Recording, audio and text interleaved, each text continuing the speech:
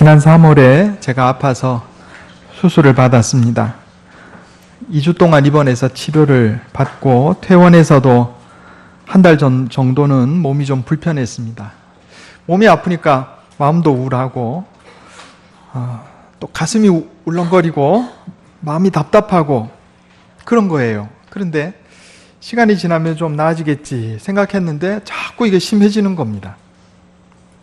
마음속으로 내가 이러면 안 되지 하면서 하나님께 기도를 드렸어요. 하나님, 저를 도와주세요. 그렇게 기도했습니다. 그런데 어느 순간에 떠오르는 생각이 있었어요. 혹시나 싶어서 제가 먹는 약 봉지를 가지고 약 봉지 안에 이제 약이 3알 들었는데 하나하나 인터넷에 넣고 검색을 한번 해봤어요. 요즘 세상이 좋아져가지고 약 이름을 갖다 놓고 인터넷에 검색을 하면 아마 국가에서 만들어 놓은 것 같아요. 약의 효능부터 시작해서 이 부작용이 어떻게 되고 이런 게 다 나와 있어요. 3약 중에 1개를 이렇게 검색을 해봤는데 약의 효능을 보니까 이 신경의 경련을 진정시켜주는 효과가 있다 이렇게 나와 있더라고요. 이제 아파서 여기 이 경련이 일어나는 그런 거 진정시켜주고 치료해주는 약이다 하는 거죠. 신경치료제였습니다. 그런데 맨 밑에 두꺼운 글씨로 이렇게 써 있는 거예요. 경고, 부작용, 경고, 자살충동. 제가 그거 보면서 정신이 번쩍 들더라고요. 야, 이게 참 신경계통의 치료제가 이게 무서운 거로구나. 이런 생각을 했어요.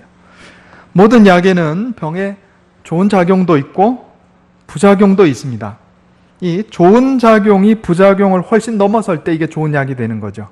모든 약에 부작용이 있어요. 근데 좋은 작용, 병을 치료하는 효능이 있고 부작용이 있는데 부작용은 최소고 효능이 최대인 것이 좋은 약인 거죠.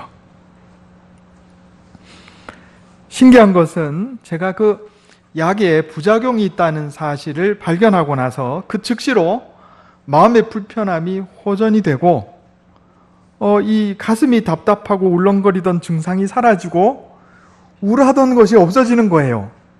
그걸 본 것뿐인데도 나 계속 이러고 살아야 하나 이런 마음이 바뀌어서 아이고 50년 썼는데 이제 고쳐가면 살아야지 이런 생각으로 바뀌고 하나님께서 복을 주시려고 내게 시련을 주시는 것이지 내가 그런 줄 믿습니다. 이렇게 고백하며 지내게 되었다 하는 겁니다. 생각이 바뀌었을 뿐인데 부작용이 줄어들었어요. 나만 그런가? 그랬더니 아니더라고요. 제가 어떤 글을 읽어보는데 약에 플라시보 효과가 있고 노시보 효과가 있다 하는 것을 배웠습니다. 플라시보 효과 여러분 들어보셨죠? 자, 어떤 환자를 2그룹으로 나눠서 한쪽 그룹에는 진짜 약을 줍니다. 나머지 한쪽 그룹에는 설탕으로 만든 가짜 약을 줘요. 자, 당연히 진짜 약을 받은 그룹들은 약을 먹으면서 병세가 호전이 되겠죠. 그런데 신기하게도 설탕으로 만든 가짜 약을 진짜 약으로 알고 먹은 사람들 중에 상당수가 약 15% 정도가 진짜 약 먹은 것과 유사한 효과가 나더라는 거예요. 이게 플라시보 효과라고 합니다. 잘 알려진 이야기죠.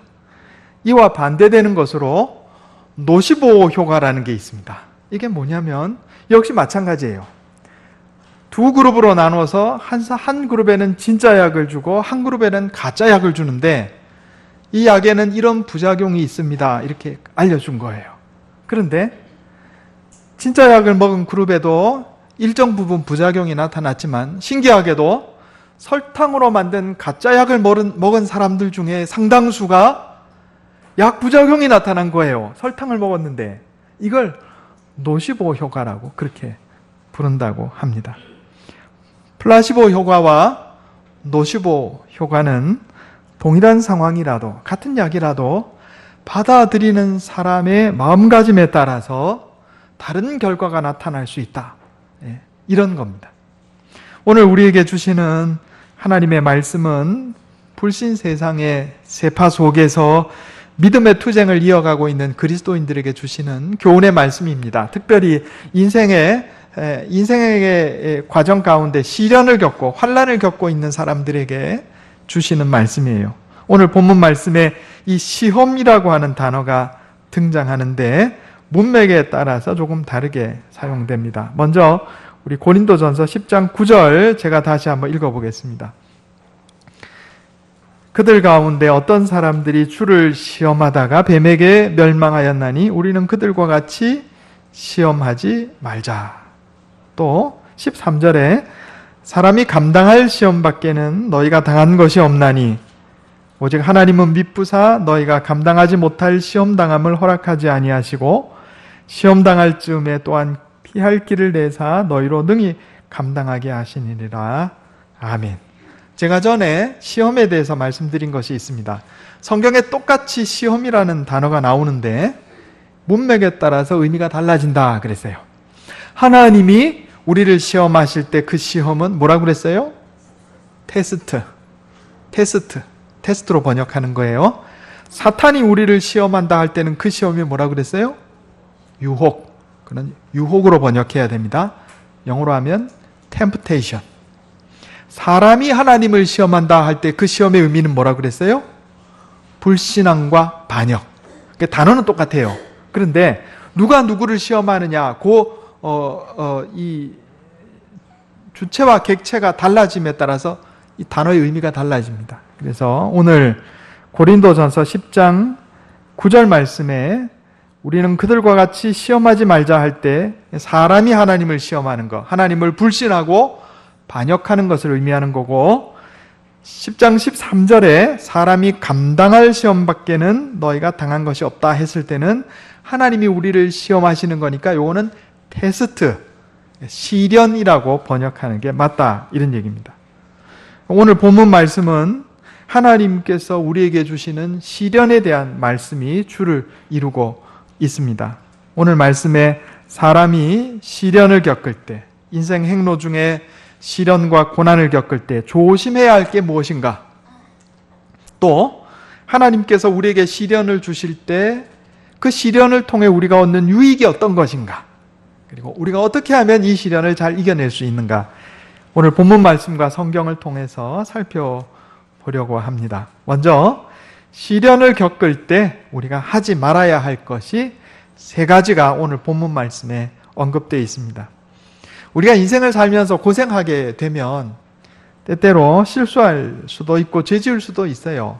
사람이 완벽하지 않잖아요. 그런데 하나님은 자비하셔서 우리가 잘못한 것, 우리가 죄 지은 것조차도 용서하시고 하나님께서 은혜로 그것을 선한 것으로 바꿔주실 때가 많이 있습니다. 대표적으로 우리가 창세기에 보면 창세기 37장에서 50장에 요셉 이야기가 나오는데, 요셉의 형들이 요셉이 아버지 야곱으로부터 사랑받는 것을 시기하고 질투해서 요셉을 죽이려고 하다가 종으로 팔아버렸잖아요. 아니, 형제가 형제를 종으로 팔았습니다. 요셉이 이집트로 갔습니다. 그런데 요셉이 이집트로 가서 뭐가 됐죠? 총리가 됐습니다. 그래서 요셉의 가족들, 야곱과 그 형제들 전부를 다 구원하는 역할을 요셉이 하게 되었다 하는 겁니다. 요셉의 형들은 요셉에게 악을 행했습니다. 요셉은 피해를 입은 거예요. 그런데 그것조차도 하나님께서는 선으로 바꾸셔서 요셉을 이집트의 총리로 세우시고 요셉을 통해서 온 야곱의 가족을 구원하게 하신 겁니다. 이게 하나님의 자비예요. 창세기 50장 20절, 한번 잘 아는 말씀이지만 중요한 말씀입니다. 다시 한번 같이 읽어보겠습니다. 창세기 50장 20절, 구약성경 80페이지입니다.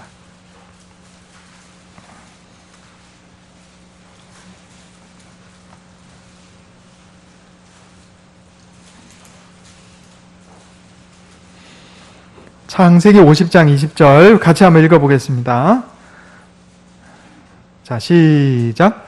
당신들은 나를 해하려 하였으나 하나님은 그것을 선으로 바꾸사 오늘과 같이 많은 백성의 생명을 구원하게 하시려 하셨나니.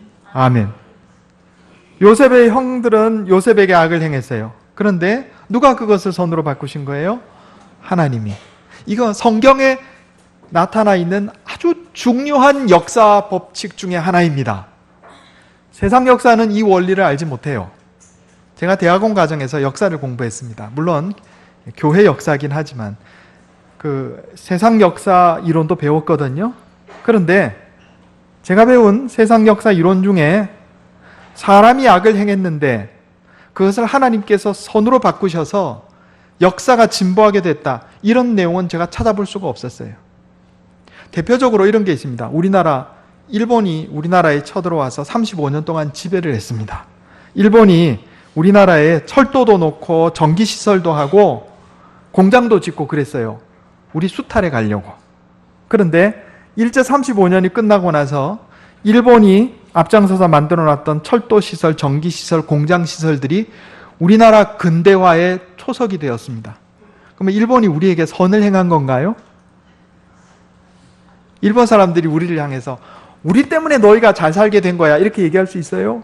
없어요. 그거는 그런 걸 적반하장이라고 합니다. 적반하장. 도둑이 자기가 물건 훔쳐가 놓고 큰 소리 치는 걸 매를 든다. 이게 적반하장이에요.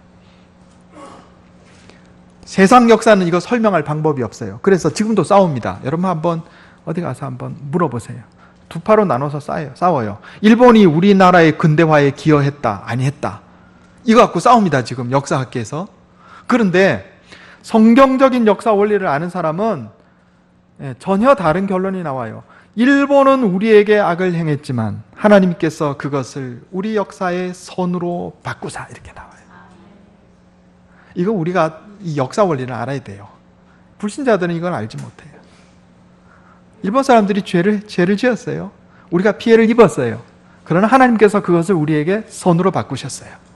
하나님이 이렇게 자비하신 분이에요. 누군가 나에게 악을 행해도 그게 내 인생의 선으로 바꿔주세요. 내가 혹시 실수하고 잘못해도 하나님께서 그것도 선으로 바꿔주세요. 물론 나는 내 죄를 회개해야 합니다. 그런데 자, 오늘 주제는 그게 아니고, 그런데 하나님께서 대체로 내가 잘못한 것에 대해서도 그렇게 선으로 바꿔주시는데 이건 절대로 넘어가지 마라 하시는 선이 있어요. 이 선을 넘어가면 곤란하다. 내가 웬만하면 너가 잘못하고 죄지어도 큰 문제 없이 너 인생에 선으로 내가 바꿔주는데 요 선은 넘으면 안 된다, 이런 게 있어요. 그게 오늘 본문에 나타납니다. 첫째로 우상 숭배와 음행입니다. 따라해 보겠습니다. 우상 숭배와 음행.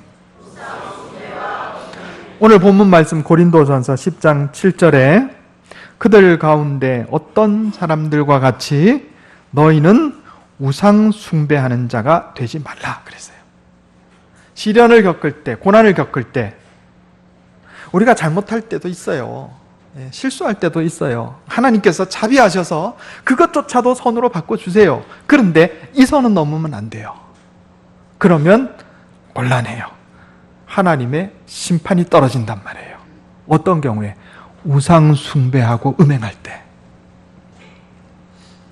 고린도전서 10장 8절에 우리는 그들과 같이 음행하지 말자. 자, 우상 숭배는 하나님께 대한 영적인 간음입니다. 음행은 사람과의 관계에서의 간음이에요. 이게 서로 밀접하게 연결되어 있습니다. 이스라엘 백성들이 우상 숭배했을 때 육체적으로도 간음을 행했어요. 또 육체적으로 음행하는 사람들이 우상 숭배를 합니다. 이게 밀접하게 관련되어 있어요. 때때로 우리 인생에 어려움과 고난이 있어도 절대로 넘지 말아야 하는 선, 우상 숭배와 음행입니다. 어려운 일 생기면 점집에 가는 사람이 있어요. 그건 넘으면 안 되는 선이에요. 마음이 괴롭고 불안해서 무엇인가 붙들고 싶은 마음이 있어서 그러는 줄 압니다. 그러나 성경은 우상 숭배를 강력하게 금지합니다. 그건 넘으면 안 되는 선이야. 하나님 이렇게 말씀하시는 거예요. 두 번째는 하나님에 대한 의심과 반역입니다. 따라해 보겠습니다. 하나님에 대한 의심과 반역. 오늘 본문 말씀 고린도전서 10장 9절에 그들 가운데 어떤 사람들이 주를 시험하다가, 여기 시험은 불신앙, 불순종, 반역 이겁니다. 주를 시험하다가 뱀에게 멸망하였나니 우리는 그들과 같이 시험하지 말자 그랬어요. 시련을 겪을 때 신앙생활에 소홀해지는 사람이 있어요. 하나님, 내가 그동안 열심히 신앙생활했는데 이게 무슨 일이에요 도대체? 하나님이 계신 거예요? 안 계신 거예요? 이 선을 넘어가면 안 된다, 이런 얘기입니다. 성숙한 그리스도인은 어떤 상황에서도 나를 향한 하나님의 사랑을 신뢰하고 하나님의 선한 의도를 의심하지 않습니다. 이스라엘 백성들이요, 광야 생활 가운데 가나안 땅으로 가면서 끊임없이 하나님이 의심했어요. 하나님이 우리를 죽이시려는가 보다. 그 넘지 말아야 될 선을 계속 넘었다고요. 결론은 그들은 가나안 땅에 못 들어갔습니다. 세 번째로 하나님에 대한 원망과 인생에 대한 불평입니다. 따라해 보겠습니다. 하나님에 대한 원망과 인생에 대한 불평. 오늘 본문 말씀 10절에 그들 가운데 어떤 사람들이 원망하다가 멸망시키는 자에게 멸망하였나니 너희는 그들과 같이 원망하지 말라 그랬어요. 원망하는 자들은 가나안 땅에 못 들어갔어요. 그리고 원망하는 자는 자기만 망할 뿐 아니라 다른 사람에게도 악영향을 미칩니다. 성경에 나와 있어요. 히브리서 12장 15절 한번 보겠습니다. 히브리서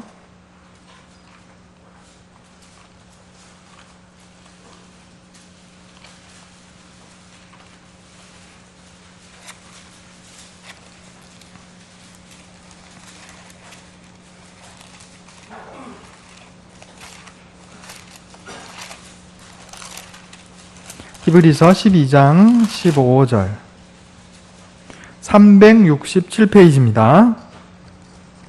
같이 한번 읽어보겠습니다. 367페이지 히브리서 12장 15절. 자, 시작.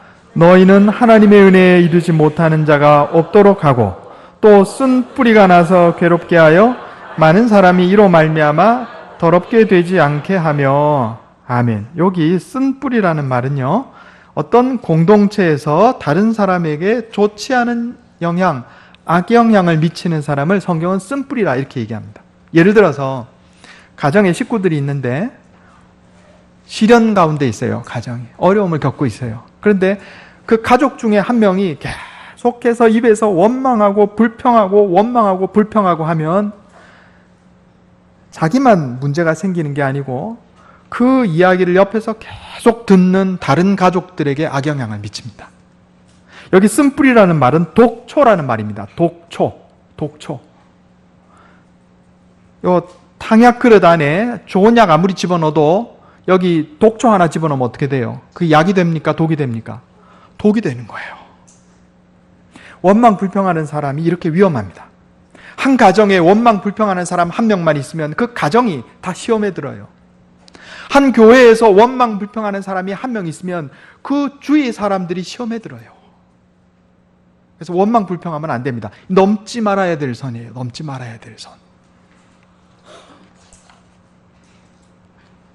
그러면 오늘 말씀을 통해서 시련이 우리에게 주는 유익함이 무엇인지 한번 살펴보도록 하겠습니다. 하나님께서 우리에게 시험을 주실 때는 유익하게 하려는 거예요. 우리에게 유익하게 하려는.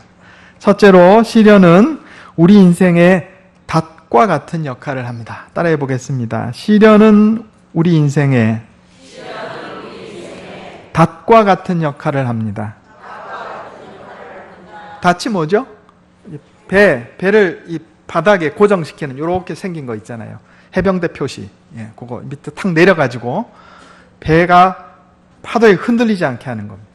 어떤 선교사님이 아프리카에 선교를 갔는데 원주민들 마을에 가기 위해서 강을 건너게 됐어요. 그런데 이제 인도하는 원주민들이 몇 명 있었는데 강가에서 커다란 돌을 하나 들더니 가슴에 안고 선교사님한테도 가슴에 안으라고 하나를 주는 겁니다. 그래서 뭐 때문에 그러나 뭐 이런 생각이 들었지만 하라니까 일단은 가슴에 돌을 얹고 같이 강을 건넜어요. 그런데 강 중간에 가다 보니까 갑자기 이 급류가 흐르는 구간이 있는데 내가 이 돌을 가슴에 안고 있지 않았더라면 급류에 휩쓸려 갈 뻔했구나 하는 걸 깨닫게 되었습니다. 당장에 이 돌은 무거운 짐이지만 이 돌 덕분에 강물에 휩쓸리지 않게 되는 거예요. 하나님께서 우리 인생에 짐을 주실 때가 있어요. 제가 어떤 글에서 읽은 이야기입니다. 어떤 어머니가 남편이 일찍 돌아가시고 자녀들을 어릴 때부터 장성할 때까지 잘 키웠습니다. 자녀들이 다 장성한 후에 어머니에게 와서 어머니에게 감사의 말씀을 드려요. 어머니 감사합니다. 우리가 없었더라면 고생하지 않고 사실 수가 있었을 텐데 우리 때문에 고생만 하셨지요. 그러니까 어머니가 자식들에게 대답합니다. 아니다 얘들아. 만약에 너희가 없었더라면 난 살 수 없었을 거야. 너희가 있었기 때문에 내가 버티고 지금까지 살 수 있었던 거야. 이렇게 대답을 했다고 합니다. 자녀들이 짐이고 자녀들이 인생의 시련이지만 자녀들이 있기 때문에 세파의 물결에 휩쓸리지 않고 버틸 수 있는 거예요. 하나님께서 우리에게 시련을 주실 때 그게 우리 인생의 짐이 되는데 그 짐 때문에, 그 시련 때문에 우리가 휩쓸리지 않고 세상에 휩쓸리지 않고 잘못 빠지지 않고 똑바로 갈 수 있는 역할을 할 때가 있다, 이런 얘기입니다. 교만은 사람을 날뛰게 하지만 짐을 지고 겸손으로 빚어진 사람은 하나님께서 주시는 복을 받을 만한 그릇으로 바뀌게 되는 거예요. 시련은 우리 인생의 닷과 같은 역할을 합니다. 사람이 진중해져요. 시련 당하는 사람은요, 사람이 진중해집니다. 웬만한 일에 흔들리지 않아요. 날뛰지 않아요, 사람이. 두 번째로, 시련은 우리를 영적으로 성장시키고 인생의 열매를 맺게 합니다. 한번 따라해 보겠습니다. 시련은 우리를 영적으로 성장시키고 인생의 열매를 맺게 합니다. 제가 전에 한번 말씀드린 적이 있는데 대형 화분에 사용되는 나무 중에 벤자민이라는 종류가 있어요. 전에 부목사로 섬기던 교회에서 어느 집사님이 화원을 하셨는데 제가 신방을 가니까 목사님 내가 선물 하나 드릴게요. 그리고 대형 화분 벤자민을 하나 주셨어요. 집에 갖다 놓고 잘 보살폈는데 어느 날 보니까 벤자민의 열매가 맺힌 거예요. 노란 열매. 얼마나 예쁘든지. 그래서 이건 참 좋은 일이다. 우리 집에 화분이 와서 열매를 맺으니까 얼마나 좋은 일이에요. 그래서 그 집사님에게 가서 자랑을 했어요. 집사님 저한테 주신 벤자민이요, 열매를 맺었어요, 열매를. 그러니까 그 집사님 하시는 말씀이, 목사님, 벤자민은 생명의 위협을 느낄 때만 열매를 맺어요. 그러더라고요. 잘못 보살핀 거죠. 얘가 우리 집 와가지고 난 이러다가 죽겠다, 이런 위급함을 느낀 거예요. 그러니까 빨리 자손을 퍼뜨리고 죽어야 되겠다. 제가 잘못 키운 거죠.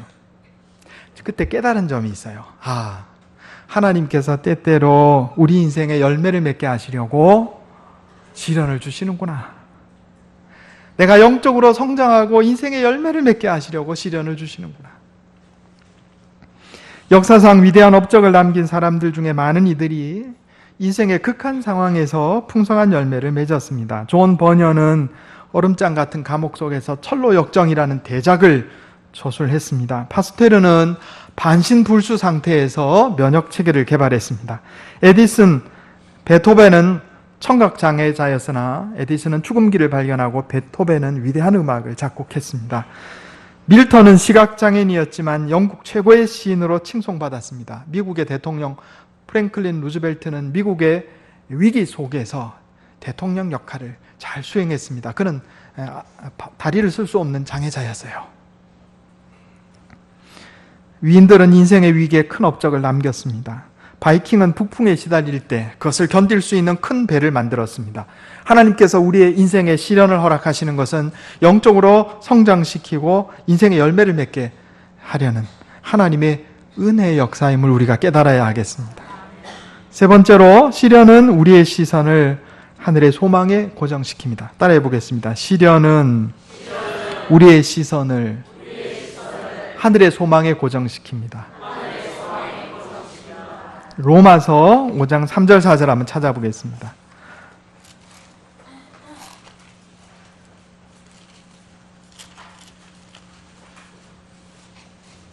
244페이지입니다. 로마서 5장 3절 4절.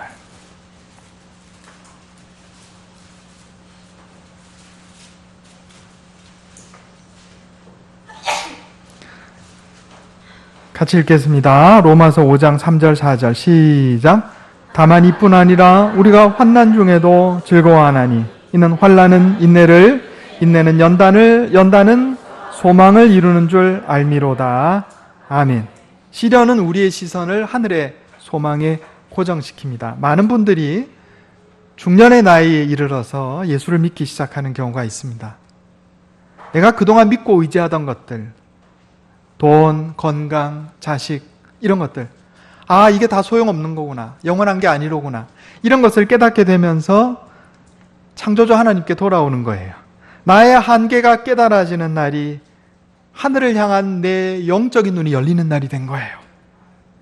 그래서 시련은 우리의 영안을 열어서 하늘의 소망을 품게 하는 좋은 기능을 가지고 있다, 이런 얘기입니다.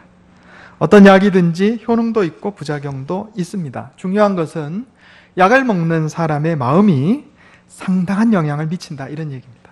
하나님께서 우리 인생에 시련을 허락하시는 이유는 우리를 건강하게 고치는 좋은 약으로 쓰시려는 겁니다. 거기에 믿음으로 반응하고 응답하는 사람은 그 약의 효능에 더해서 플라시보 효과까지 덧붙여져서 놀라운 복으로 돌려받게 되겠지만, 하나님께서 우리 인생의 약으로 쓰시려고 시련을 주시는데 불신하고 반역으로 그것을 받아들이는 사람은 노시보 효과밖에 나타날 게 없는 거예요. 약의 효능은커녕 부작용만 나타난다, 이런 얘기입니다. 뭐에 달려 있어요? 내 마음가짐. 하나님은 우리 인생의 시련을 통해서 우리의 신앙과 인격을 성숙시키셔서 하나님 쓰시기에 합당한 사람으로 빚어가십니다. 그러므로 시련 중에 하나님께 감사하고 찬양합시다. 시련을 통해 흔들리지 않는 믿음과 영적 성숙과 인생의 열매를 맺고 하늘의 소망을 두고 승리하는 인생 사시기를 예수님의 이름으로 축원합니다. 기도하겠습니다. 하나님 아버지, 우리가 인생을 살면서 시련과 환난을 겪을 때가 있음을 주님 앞에 고백합니다.